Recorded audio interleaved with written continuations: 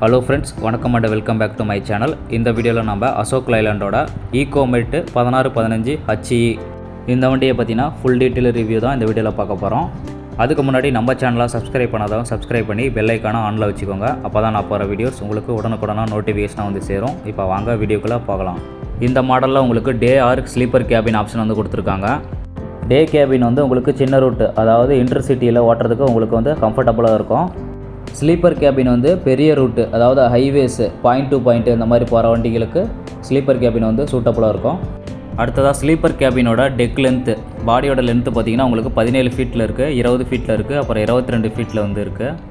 டே கேபினோட tech length பார்த்திங்கன்னா உங்களுக்கு 17 ஃபீட்டில் இருக்குது, அதுக்கப்புறம் 19 ஃபீட்டு, அதுக்கப்புறம் 20, 22, 24 அப்படின்னு 5 டைப்பில் வந்து கொடுத்துருக்காங்க. இந்த வண்டிக்கான இன்ஜின் H சீரீஸில் 4 சிலிண்டரு வித் ஐஜன் டெக்னாலஜி உள்ள ஒரு BS6 இன்ஜின் வந்து கொடுத்துருக்காங்க. 3839 சிசி. நெக்ஸ்ட்டு இந்த வண்டிக்கான பவர் 150 ஹார்ஸ் பவர் கொடுத்துருக்காங்க. டார்க்கு பார்த்திங்கன்னா 450 Nm டார்க் வந்து ப்ரொடியூஸ் பண்ணுது. நெக்ஸ்ட்டு GVW, அதாவது கிராஸ் வெஹிக்கிள் வெயிட்டு 16100 kgக்கான கிராஸ் வெஹிக்கிள் வெயிட் வந்து கொடுத்துருக்காங்க. அதுக்கப்புறம் பேரோட கெப்பாசிட்டி பார்த்திங்கன்னா 10.8 டன்னுக்கான பேரோட கெப்பாசிட்டி வந்து கொடுத்துருக்காங்க. அடுத்ததாக கியர் பாக்ஸு. இந்த வண்டியில் பார்த்தீங்கன்னா உங்களுக்கு 6 ஸ்பீடு சிங்க்ரோமஸ் கியர் பாக்ஸ் வந்து கொடுத்துருக்காங்க. கியர் ஷிஃப்டிங்லாம் உங்களுக்கு கேபிள் டைப்பில் வந்து கொடுத்துருக்காங்க, கேபிள் மெக்கானிசமு. 330 mm டயா கொண்ட கிளச் பிளேட்டு, பெரிய கிளச் பிளேட் வந்து கொடுத்துருக்காங்க. இந்த வண்டிக்கான சஸ்பென்ஷன் பார்க்கும்போது semi elliptical multi leave spring suspension வந்து கொடுத்துருக்காங்க.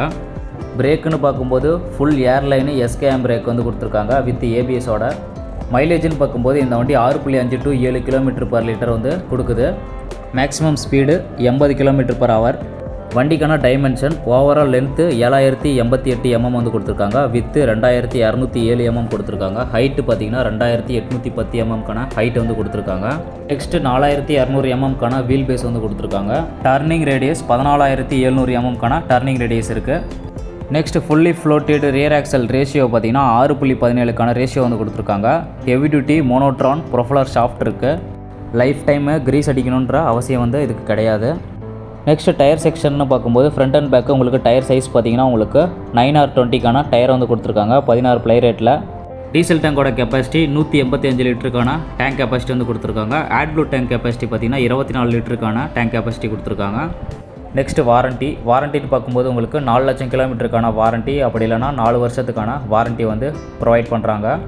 இந்த வண்டிக்கான டிஸ்அட்வான்டேஜ்னு கேட்டிங்கன்னா இந்த வண்டியில் வந்து ஏசி வந்து கிடையாது, அதுக்கப்புறம் க்ரூஸ் கண்ட்ரோலும் வந்து இல்லை, டியூப்லெஸ் டயர் வந்து கிடையாது, இது வந்து டியூப் டயர் தான் வந்து கொடுத்துருக்காங்க. அதுக்கப்புறம் டெலிமேட்டிக்ஸ் வந்து இந்த வண்டிக்கு வந்து கிடையாது.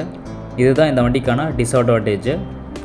நெக்ஸ்ட் இந்த வண்டிக்கான அப்ளிகேன்ஸு எங்கெங்கே யூஸ் பண்ணுறாங்கன்னு பார்த்தீங்கன்னா மார்க்கெட் லோடுக்கு MS container, reefer, petrol tanker, water tanker, fruits, vegetables, grain bags, cement bags, steel pipes, electronics, parcel and logistics, industrial goods, LPG cylinders, இது மாதிரி பல துறைகளில் வந்து பயன்பாட்டில் வந்து இருக்குது. நெக்ஸ்ட்டு மீட்ரு போர்டுன்னு பார்த்தீங்கன்னா உங்களுக்கு டிஜிட்டல் அண்ட் அனலாகுக்கான மீட்ரு செட்டப் வந்து கொடுத்துருக்காங்க.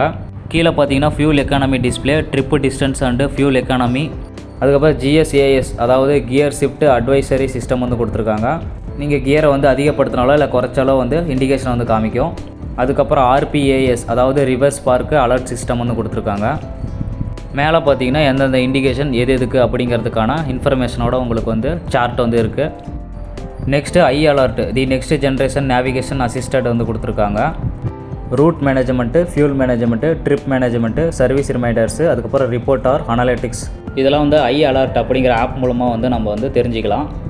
ஃபைனலாக பார்த்தீங்கன்னா ப்ரைஸு எக்ஷோரூம் ப்ரைஸ் பார்த்தீங்கன்னா ஸ்டார்டிங் ப்ரைஸ் 23 லட்சத்தில் ஸ்டார்ட் ஆகி 28 லட்சம் வரைக்கும் வரும்.